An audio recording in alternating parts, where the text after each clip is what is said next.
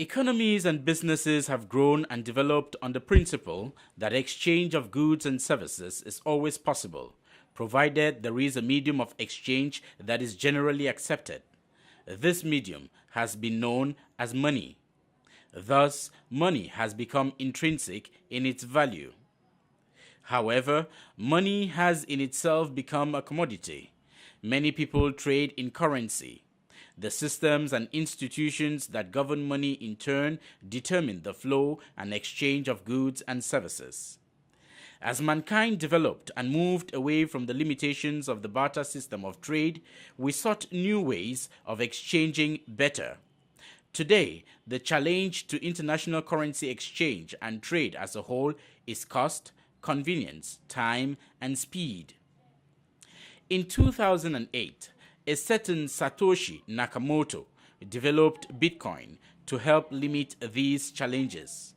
The cryptocurrency is built on the blockchain technology and basically offers a decentralized currency at the service of any internet user.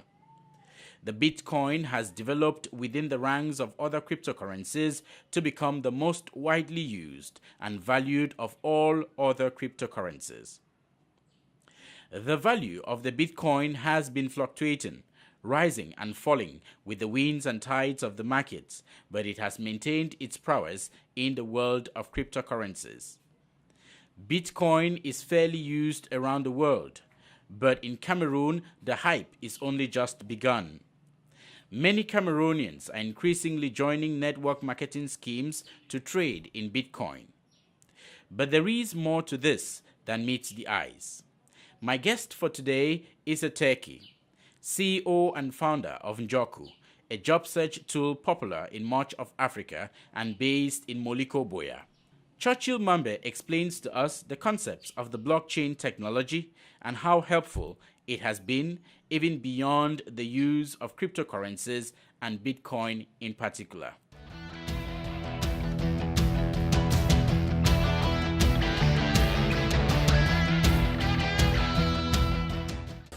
Greetings once again. You're welcome to join us. Here we are in Njoku with Churchil Mambe, the veritable Churchil Mambe, if I may add. And you've heard in the report, we want to talk about something really very practical and contemporary today. And I think it's still in its hyper stage. Anyways, before I get into my topic, let me say hi to my guest. Hello, Churchil. Hello, Richard. Great to have you and great to be here in Njoku. I mean, I've seen that logo is outstanding, and Thank you. Let me first of all commend you for it. Thanks. And I'm glad to be here, honored to be here with you. Well, we're always, in my village there's something called Etana. Okay. And then Njoku, actually, when it comes out, it stays in Etana. And the Etana is like a village square. Interestingly, So this is the Etana, so you're always welcome. So Njoku is elephant in your... Yeah, Njoku is elephant as seen on the logo. Same in my village too, Njoku too is elephant. Of course, yeah. It's in many Bantu languages. It cuts across from Congo to Cameroon to Nigeria. And many local languages carry Njoku to mean elephant. You can spell it differently, you can pronounce it differently. Njoku is elephant, yeah. Okay, so let's get to business. You're a techie. You've been in the sector for quite a while, Yeah. and I think you've earned the reputation that we can trust you on certain issues. Maybe. Well, I do. Okay, So thank you. today we're talking about cryptocurrencies, Bitcoin, blockchain, and how I mean, it's a disruptive technology.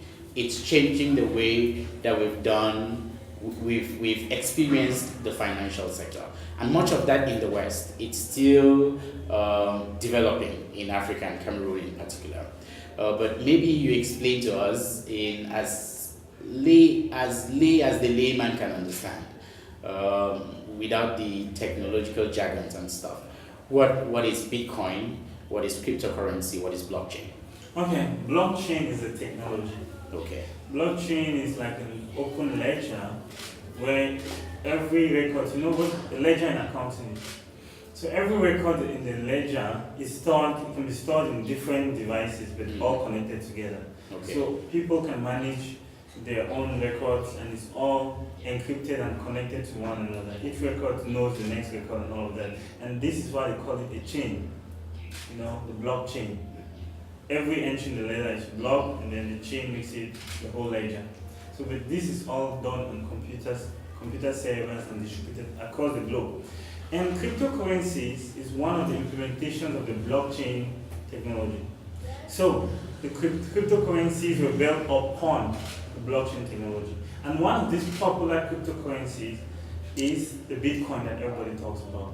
So Bitcoin is a cryptocurrency that's built or enabled by the blockchain. And the blockchain is an encrypted array or set of records that can be distributed across many computers and managed by people in a peer-to-peer. In computer speak, peer-to-peer means my record is managed in my phone, your record is managed in your phone, and the other person's record is managed in their phone, but we all form one central database, which is not centralized. It's distributed across many phones. But if you want to query it, like if you want to request information, you can search for information across all the network. So peer-to-peer, yeah. Okay, that's quite interesting. In some parts of the world, Bitcoin is already money, legal tender. I don't know if it's legal tender anywhere, but at least it's generally accepted as a medium of exchange in certain parts of the world. Not so common in Cameroon yet. But notwithstanding, there's a lot of skepticism around this technology. Some, let me call them traditional financiers, are saying, no, don't go around there. The risks are too high. That thing will crash. It's not real. It's a scam. It's fake. As a techie, and having understood the technology behind it, is it viable? Will it survive the test of time? Well, the blockchain technology, blockchain concept, the blockchain, in computer science, blockchain is very solid. It is going to always be present.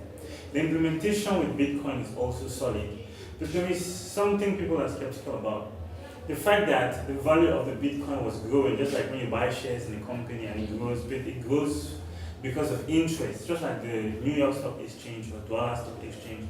As people are interested in the stock, in a particular stock, the value goes up. That's what's happened with Bitcoin. But the Bitcoin itself was not made for that purpose. Bitcoin itself was made to do transactions that will bypass gatekeepers like central banks and others. You can see it comes with some negative sides, yes, but that will always exist. The purpose of Bitcoin was not to be able to invest in it, grow value, and sell it to make a profit. That is for stock markets. People should divert that energy and buy stocks in Facebook, in Amazon, in Google, in MTN, in Total. There's so many companies that they can buy stocks in today and make the money they are looking to make from Bitcoin. So that part was always risky, and it's always a fad. It's going to, at some point, there will be no more value to be added, and the early people that bought the coins and then it grew in value will benefit. Like every other pyramid scheme, it's not always advisable because the last people are getting always low. That's the problem. And if you look at the entry or the penetration of Bitcoin in Cameroon, it's come primarily in that sector. Most of the people that I talk with, or their understanding of Bitcoin, even without even getting how that technology works. Some guy comes to them and say, okay, we've created a group and we're in this system, maybe of network marketers. And if you buy blockchain if you buy Bitcoin from us, then you can sell tomorrow at a premium. Or if you get other people that come under you in your binary system, the right leg and this leg, and then it goes that way. But then only the people at the top of the pyramid benefit, like you say. So is it a fault of this system that we are using Bitcoin in Cameroon, or is it a problem of the technology as a whole? Well, what you describe could still be done with mobile money. Is mobile money a problem? Okay. What you describe could still be done with cash. Yeah. Could be like done people with buy dollars. Yes, it could be done with products. Yeah. Really, of course. Network marketing. The problem is network marketing. the network marketing done on Bitcoin is not different from network marketing done on mobile money or done with cash. But the problem you're talking about is network marketing. It always crashes. But after it crashes, whatever means it was used will always be there. If it was network marketing to sell phones, we can do that. We can start one today.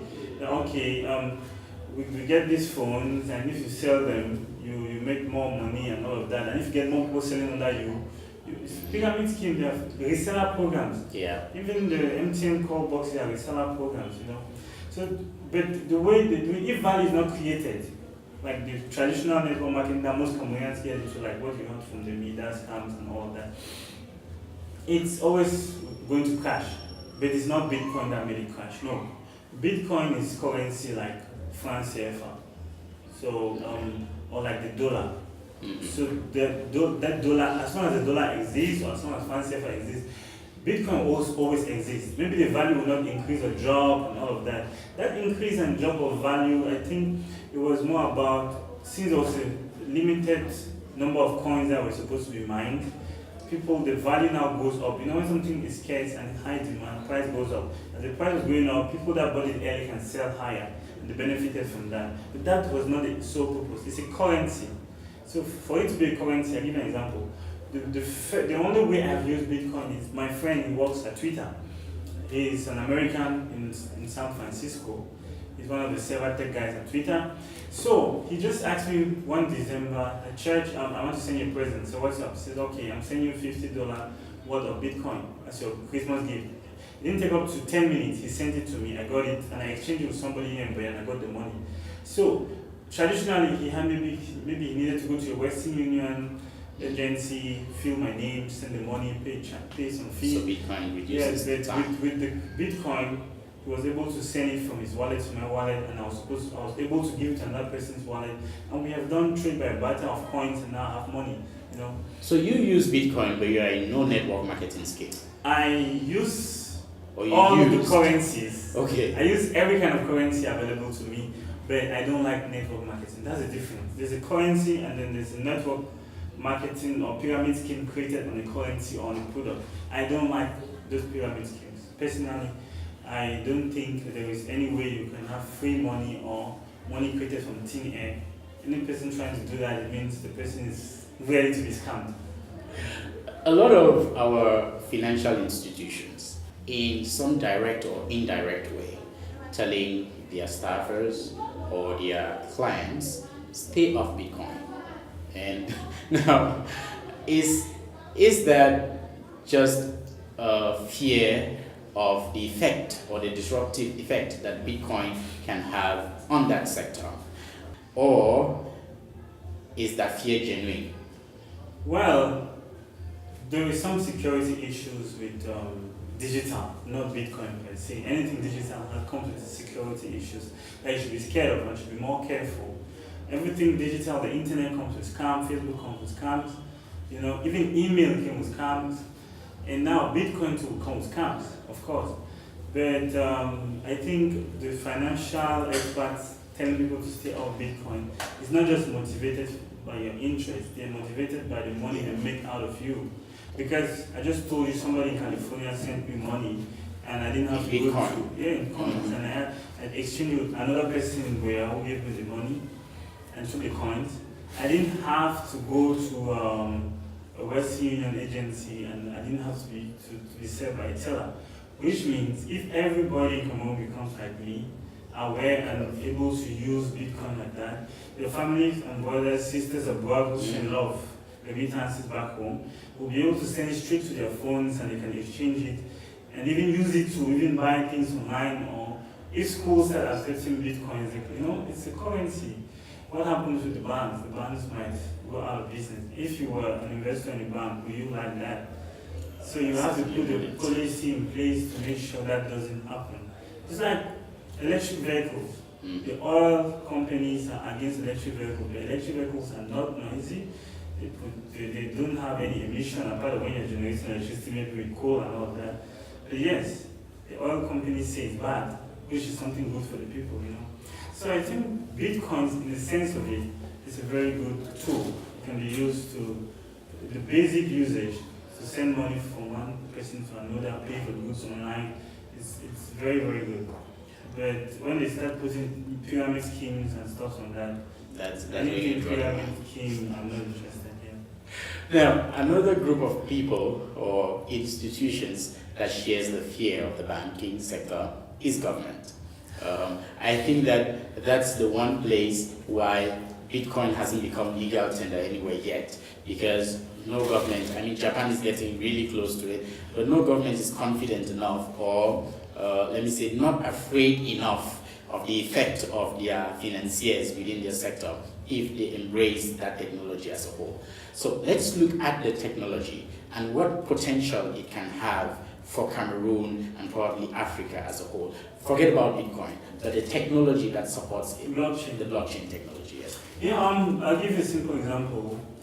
The blockchain is peer-to-peer. It's computer science speak. Peer-to-peer means there is no server or client, and there is no centralized point of failure. So, for instance, if you want to shut down MTN Cameroon today, you go to their servers in Douala, you unplug it, you can tell MTN is down.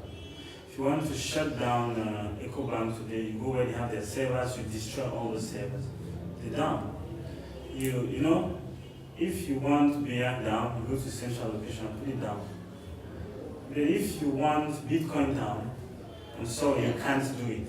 So not even where Bitcoin is mined. You can shut down a node, but it's peer-to-peer, and that node can easily be replicated in a new location. So you are in a goose chase. And imagine if there are 20 million people on Earth having nodes. You have 20 million nodes.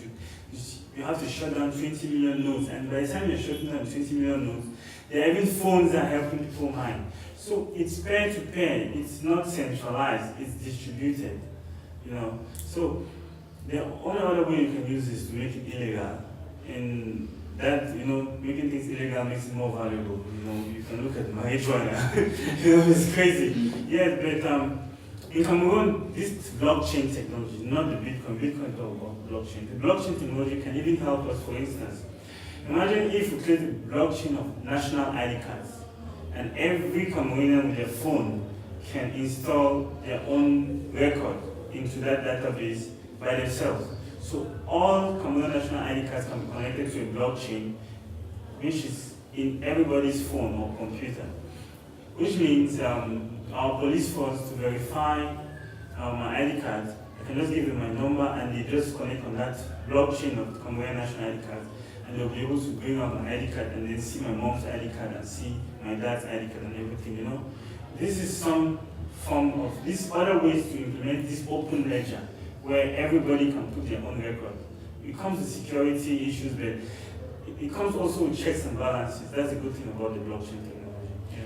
Now, technology is growing every day. I mean, I remember very vividly this thought I had in high school, that was around lower set, and I thought, what else can be invented in this world? Like, haven't we reached the peak of every invention that can be made? But from high school till now, a few decades or a couple of years, the inventions are almost more than everything that came through in the Industrial Revolution. So technology is disruptive and it's changing the way that life is happening every day. But yet, penetration in Cameroon is still so minimal. I mean, I've heard your worries about it and why more young people don't learn and try to understand technology or to do new things. You are a self-taught Cherokee, right? You sat on your house. You told me the other day that you learned how to drive online. YouTube. Yeah. So how to emerge from a junction. Just typing on YouTube, it will tell you the rules, how to emerge from a junction, what to do, how to look at the mirrors, how to everything that you need to do. With this power of technology, and in the hands of just about every Cameroonian, why are we still where we are?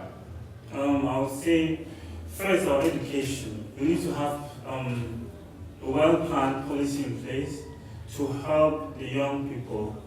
Maybe you can use the churches, Sunday school, to make these young people know that with the smartphone and the internet, they can learn just about anything. You want to be the best mechanic in Cameroon? Yes, go and work in a mechanic workshop, but go on YouTube. There's everything there. How to change the clutch of a car, how to unscrew everything. You watch videos that will tell you everything to do. How to work on the power steering system. I practically learn everything about cars on YouTube. Now when I go to a mechanical shop, they can't tell you anything. They don't tell me anything. If you tell me something and I don't understand, I go back, I tell the optimist, we'll talk tomorrow. I go on YouTube, I watch the video, I understand what he was trying to say, and then I tell you, I'm sorry, you can't say that to me. I'll know that the fault will be around this, you can't say something else, you know. Yeah, so the younger generation and all Cameroonians need to be informed that with the internet, and particularly things like YouTube, it's not just to go and watch a Mr. Leo video or a Carl Breezy video. You can also use it to learn. And you can learn anything. You can learn how to light up a set like this one. You can learn how to use a camera, like the DSLR cameras. You can learn how to edit videos, and you can learn how to broadcast on the TV. You know, you can learn how to make it furniture, office tables, chairs. You can learn how to make something like this to put on the wall. You can just about anything. If you have a dubious mind, you can learn how to make a bomb. You can even learn how to print your own gun in your house. Everything is possible on the internet. It comes with the good side and bad side. You can learn how to make a smartphone. You can learn how to make a drone, how to fly one, make a rocket that can take you to stratosphere. It's endless, and all this knowledge is there for us. The only thing you need is internet access.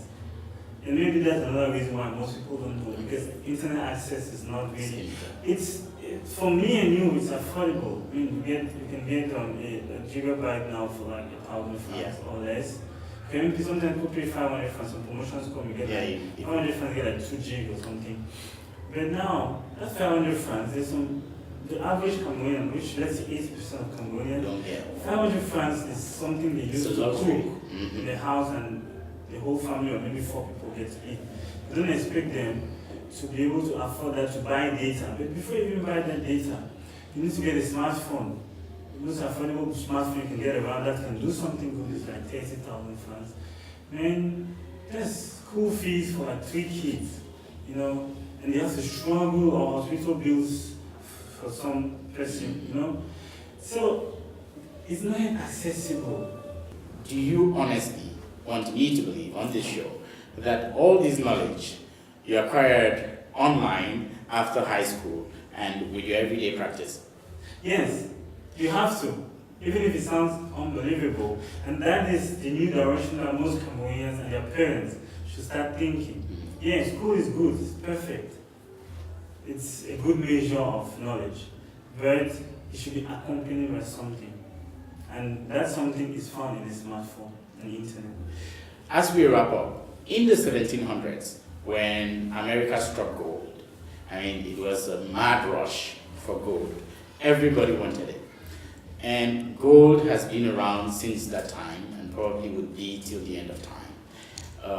It's also a medium of exchange for a lot of people. It's also money for some people. It's a wealth asset for some people.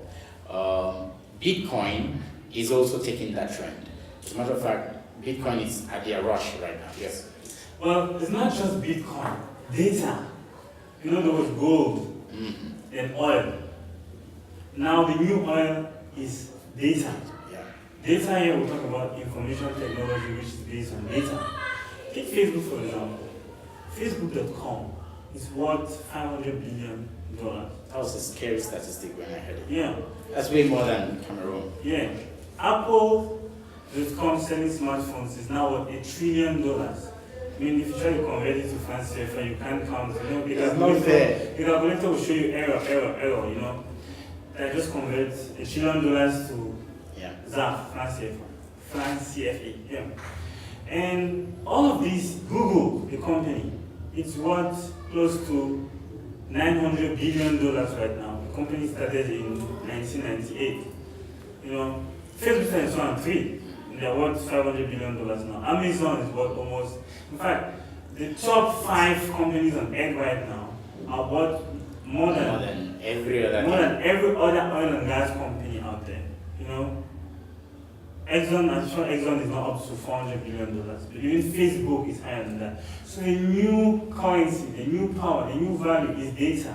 data that leads to artificial intelligence, data that leads to intelligence, data that leads to a lot of things, prosperity and all of that. So he who has data now is more valuable than he who has oil and gas, you know. Yeah. So the future is in data, and data, knowledge, power, and all of that. Yeah. Ladies and gentlemen, Joku is empowering people to have data and to go places and to have that power in their hands, right? Yes, to find jobs around them. You can look for jobs in Accra, you can look for jobs in Bonaberi. Within 5 seconds, you see all the jobs around you on apply. So, kudos to what you're doing. So, hopefully, not too long from now, we'll feature you on the Douala Stock Exchange, and then we'll start rating Joku some places. There's a reason why they call stock exchange secure. They sell stocks and securities. Oh. The second word is securities. So you need a safe and secure place. You get what that. I'm saying. I know. But you're doing excellent work. Thank you very much. And Thanks for having me. We're glad to have had you and for shedding light on cryptocurrencies, Bitcoin, and the blockchain. A lot of people talk to me these days and they be like, "We should come and buy into this platform and do this and do this." And I needed someone to help me say no, because my no ability is not very strong. And so now that it's on air, I can tell you, okay, Churchill said, when it comes to pyramid schemes, think twice about it. Look at it. There's a lot of potential in the Bitcoin and in data as a whole, and a tremendous ton of things you could do online. Don't stick to someone telling you, if you give me your money, I'm going to double it for you. There's one that says 300% in 2 months. So be careful. Look at just the common sense behind it. No hard feelings against who's doing what, but let the facts speak for themselves. And I think that's the beautiful thing about technology and data. You could always verify the facts. Yes. So if somebody wants to put money in digital currency, you could put your money in Bitcoin and then pay people with that. It doesn't stop you from. Bitcoin is available. Are we ever going to get to a place in this country where we use Bitcoin as exchange? You go to a bank and put in Bitcoin, go to the hospital, pay with Bitcoin, go to a supermarket, use Bitcoin? I'm not really sure. Then I'll have to be a bit pessimistic. But I think me and my guys a lot of people around me already accept and sell Bitcoin. So it's already happening. Just a matter of time. Maybe I should buy me some Bitcoin. Ladies and gentlemen, thank you so much for having stayed tuned. It was a pleasure having you. You watch the rebroadcast of these programs. Follow us on the links below, online, YouTube, Facebook. Like Churchill said, you can learn everything even about Bitcoin on YouTube. It's been a pleasure. Until some other time, God keep you and bless you. Bye-bye.